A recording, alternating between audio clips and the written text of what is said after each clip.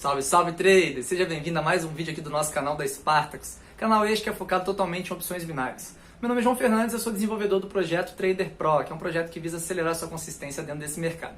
No vídeo de hoje vamos falar de suporte e resistência. Mas calma, eu tenho certeza que você já ouviu algum conteúdo sobre isso. Mas faz o seguinte, fica comigo até o final desse vídeo que eu tenho certeza que eu vou trazer pelo menos um detalhezinho que não falaram e que vai agregar muito no seu operacional. Bora, vem pro vídeo.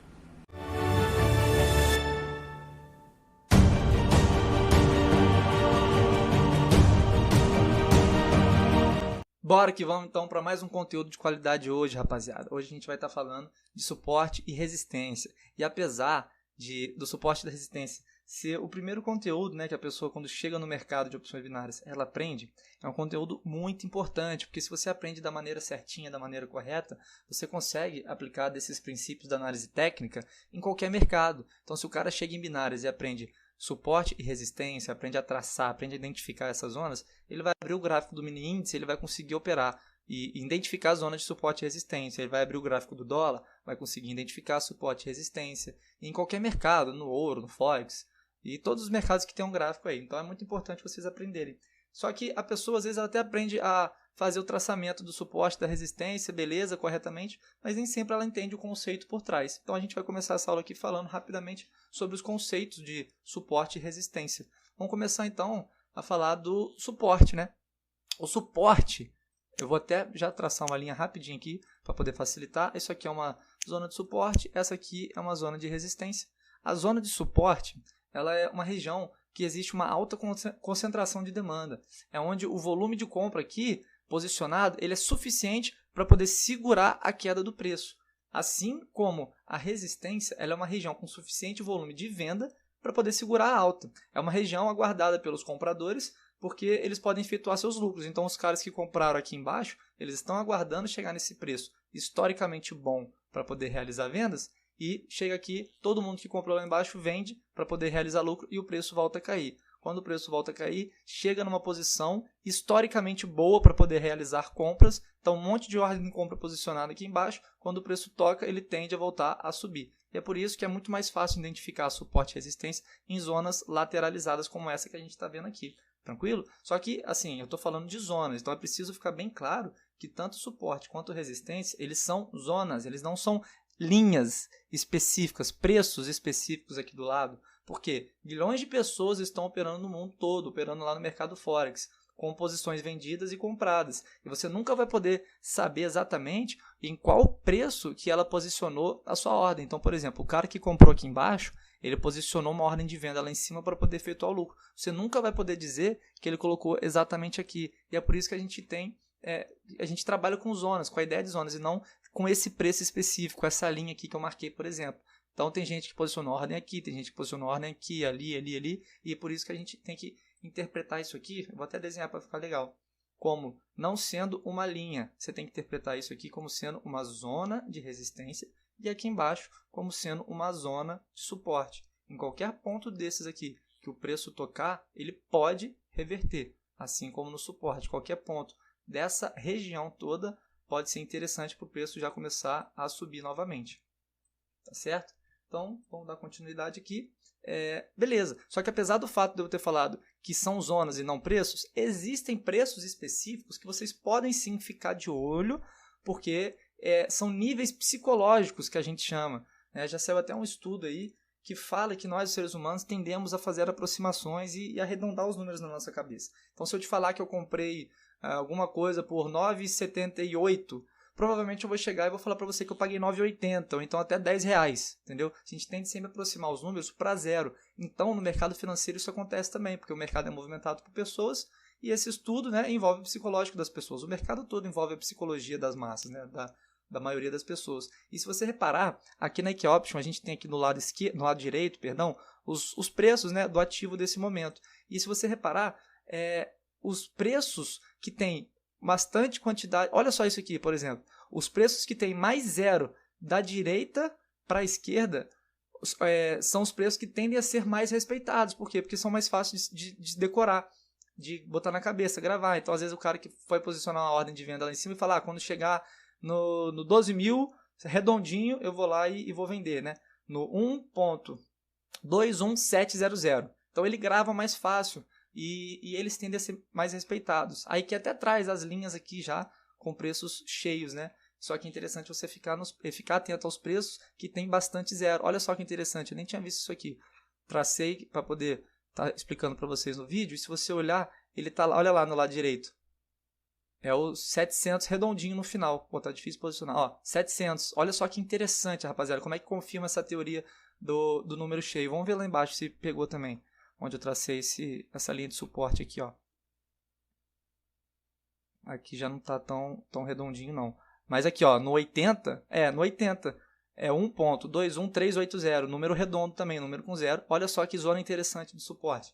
Então, são preços que a galera chama de taxa de win, quando você presta atenção na quantidade de zeros que tem determinado preço que você definiu ali como zona de suporte ou de resistência, tranquilo? E só que assim, a região de suporte e resistência, elas são regiões temporárias, tá? Porque em determinado momento, elas vão acabar sofrendo um rompimento. Como eu falei, o mercado ele envolve muita psicologia, então a psicologia por trás dos compradores é o entusiasmo da compra, assim como existe a ansiedade na venda. Em algum momento, dependendo da convicção do mercado, tanto essa zona de suporte como a de resistência, elas podem sofrer um rompimento. Então, da mesma forma que está respeitando aqui nesse momento, ela pode chegar, fazer um movimento de alta e romper essa resistência, assim como ela pode estar testando aqui e romper esse suporte. E aí é muito interessante a gente estar falando o seguinte: resistências rompidas tendem a se comportar como suporte depois, e suportes rompidos tendem a se comportar como resistências. Aqui, por acaso, também a gente também já consegue comprovar. Repara que nesse momento aqui, essa região é um suporte, porque o preço toca, tende a subir. O preço toca, tende a subir. Toca, tende a subir. Só que se você olhar no passado aqui, tão próximo, ele era uma região de resistência. O preço tocava, tendia a cair. Tocava, tendia a cair. Tocava, tende a cair, até que ele sofre um rompimento e passa a se comportar como esse suporte que a gente está enxergando agora. E por que isso acontece? Existem alguns motivos pelo qual isso aqui acontece. Eu vou desenhar no quadro aqui para poder ficar mais fácil de entender. Ó, vamos lá. Vamos desenhar aqui uma zona lateralizada, né? Que são as zonas onde são movimentações do mercado lateral. É mais fácil de encontrar, de identificar as zonas de suporte e de resistência. Então vamos lá. Existem alguns motivos. Vamos falar o primeiro. Vamos esquecer essa linha aqui. Quando o mercado está se movimentando dessa forma, lateral, vai chegar um ponto aqui que vai existir uma briga entre compradores e vendedores. Bem nesse ponto aqui, o mercado estava caindo e aqui vai existir uma briga. Se por algum motivo, qualquer, sei lá, alguma notícia daquele mercado que envolve, né, que vai impactar esse mercado, causa pessimismo nas pessoas, causa uma ansiedade de querer vender suas posições, o mercado ele vai acabar sofrendo um rompimento. E isso aqui é uma briga intensa de vendedores e compradores. Então, a partir do momento que seria uma zona onde os compradores teriam mais força, porque é uma zona de suporte, mas por decorrência de alguma notícia, os vendedores acabam tomando conta dessa região e conseguindo fazer o preço romper, acontece exatamente isso que eu falei. Os vendedores eles passam a tomar conta da região. Então, se antes era uma zona dominada pelos compradores que faziam o preço subir, agora os vendedores tomam conta. Então, a partir do momento que os vendedores tomam conta, sempre quando voltar o preço para lá, a força de venda vai ser predominante para fazer o mercado continuar descendo. É como se fosse uma briga de territórios. Era dos compradores, os vendedores tomaram conta e a partir daquilo o mercado começa sempre a descer quando toca naquela região. E também tem uma outra situação que é interessante. Vamos imaginar, dentro da nossa zona lateral aqui, vou desenhar rapidinho. Dentro da zona lateralizada aqui, o cara, né, até nesse mesmo exemplo que a gente estava falando, o cara que estava achando que quando o mercado tocasse aqui, ele fosse subir, né? Porque é uma zona de suporte, ele achou que quando o mercado chegasse nessa região aqui, o mercado fosse voltar a subir. Só que, para surpresa dele, o mercado rompe e continua descendo. Então, para quem comprou aqui embaixo, tá perdendo dinheiro com a queda do mercado, está perdendo dinheiro. Então, o que esse cara ele vai esperar? Ele já viu que não vai ter como realizar a venda dele lá em cima, né? Para poder efetuar esse lucro interessante. Como o mercado está caindo, ele vai esperar o mercado voltar pelo menos até essa região aqui, né? Porque a gente sabe que tende a realizar um movimento corretivo, um pullback, para só depois continuar caindo. Então, ele vai esperar o mercado continuar aqui, vai esperar o mercado atingir esse ponto, o mesmo ponto onde ele comprou, para ele poder realizar a operação de venda dele e sair no 0 a 0. Então, Lembra que a gente viu que quando acontece um rompimento, significa que a força vendedora tomou conta desse ponto. Então, não só bastasse a força vendedora atuando forte para fazer o mercado descer, como até os caras que compraram, eles vão passar a vender nesse ponto também para poder ficar no 0 a 0 das operações dele. Então, são dois motivos aqui que eu quis trazer para vocês, porque suportes tendem a inverter o seu papel depois de rompidos, e tudo que eu falar para suporte serve para resistência e vice-versa.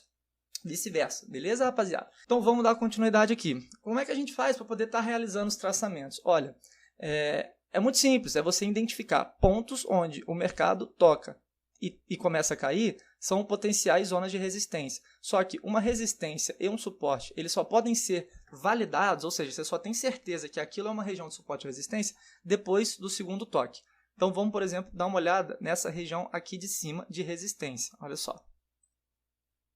Tá vendo que ela teve um primeiro toque, né? Depois, isso aqui a gente está no time frame de 1 minuto. Então passou 1, 2, 3, 4, 5, 6, 7, 8, 9 minutos depois a gente teve um outro toque. Pronto, 2 toques a gente consegue configurar como sendo uma zona de resistência. Então você vai procurar começar a fazer suas entradas a partir aqui, ó, do terceiro toque. Repara que tocou, respeitou para a próxima vela. Vitória. Suporte é a mesma coisa. Então olha aqui. Primeiro toque, só que aqui a gente nem vai considerar isso como primeiro, isso como segundo, isso como terceiro, porque foram toques consecutivos, então aconteceu uma pequena briga nesse momento, então você considera isso como uma zona de toque, tá certo? Então vamos lá, uma zona de toque, chegou aqui, segundo toque, foi configurado um suporte, passou um pouco tempo, 1, 2, 3, 4, 5, 6, 7, 8, 9, 10, 11, 12, 13 minutos depois, mais um toque, poderia ter feito uma operação aqui vitoriosa. Tá certo? E aqui a gente continua vendo que existe uma briga nessa região de suporte. Tocou no suporte, tende a respeitar. Então, agora você já aprendeu a traçar, você já sabe que precisa de 2 toques para poder confirmar sendo uma zona de suporte ou de resistência. Vamos ficar ligado no seguinte. Geralmente, as pessoas te ensinam a trabalhar dessa forma. Traça a resistência, tocou lá, você vende. Traça o suporte, tocou lá, você compra. Só que é interessante vocês serem profissionais no mercado, como eu sempre falo nos vídeos. Então vamos pegar esse exemplo desse gráfico aqui, que a gente repara claramente através da nossa macro tendência branca aqui, da nossa média móvel macro, que a gente está vindo de uma tendência forte de alta já há muito tempo. Está vindo o mercado, está vindo uma tendência de alta. O mercado vindo na alta por tanto tempo assim, você vai querer fazer uma operação contrária ao mercado? Você vai querer vender quando tocar aqui em cima? Como a gente viu, pode até ser que seja uma operação interessante, que dê a vitória. Mas existe muito mais chance de você sair vitorioso dessa operação caso você acompanhe a tendência. Então, friso muito nisso, que vocês têm que sempre tentar surfar a onda da tendência. Se a micro tendência está oscilando, mas indo para cima, e a macro tendência está claro que está apontando para cima, vamos fazer operações de compra. Então, se a tendência tiver de alta, a gente vai priorizar por compras, a gente vai ficar procurando zonas de suporte, onde o preço tende a corrigir e subir. E se a gente tiver numa tendência de baixa, a gente vai procurar priorizar as operações de venda para poder estar sempre surfando a tendência. Eu vou dar também alguns toques para vocês agora, para poder evitar alguns rompimentos.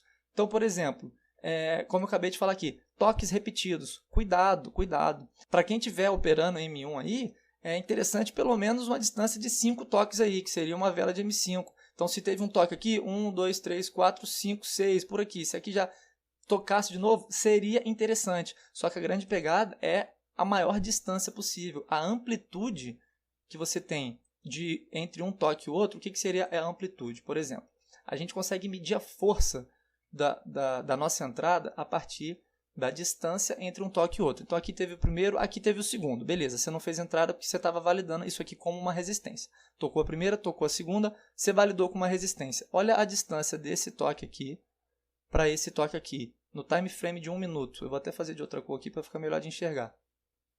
Olha só essa distância. Olha a quantidade de velas que passou por aqui. Eu não sei, eu vou chutar aqui que teve, sei lá, 40 minutos de distância, eu não sei. Não, na verdade dá para ver por aqui, ó, de 11 a meio-dia. Então teve mais de 1 hora de distância. Então essa aqui seria uma entrada forte na resistência, por causa da amplitude, da distância entre um toque e outro. Se você pegar e entrar aqui e teve uma vitória, e você achar que você vai ter vitória sempre, isso aqui é muito perigoso, porque quase não tem distância entre um toque e outro.